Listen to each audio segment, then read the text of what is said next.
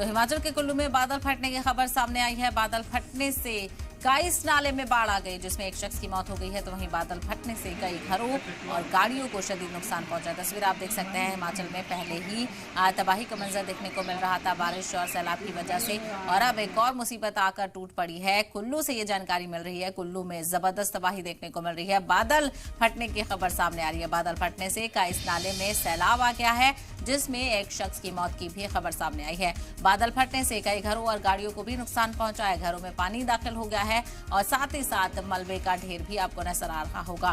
तो हिमाचल में जबरदस्त तबाही देखने को मिल रही है। हालांकि हालात मामूल पर लाने की कोशिश की जा रही थी, तो वहीं एक और आफत हिमाचल पर आ पड़ी और कुल्लू में बादल फट गया है। बादल फटने से एक शख्स की मौत भी हो गई है और काइस जो नाला है वो सैलाब की जद में आ गया है। बाढ़ आ गई है नाले में और एक शख्स की मौत इसमें हुई है।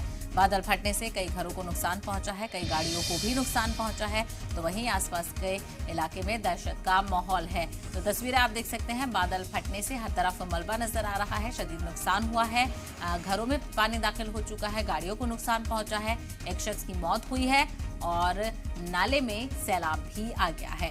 तो हिमाचल पहले ही मुसीबत से जूझ रहा था, एक और मुसीबत हिमाचल के कुल्लू पर आई। बादल फटने से शदीद हादसा हुआ, बादल फटने से तबाही देखने को मिल रही है। काइस नाले में बाढ़ आ गई और इस की जद में आकर एक शख्स की मौत भी हो गई है। बादल फटने से कई घरों में भी पानी दाखिल हो चुका है और गाड़ियों को भी नुकसान पहुंचा है।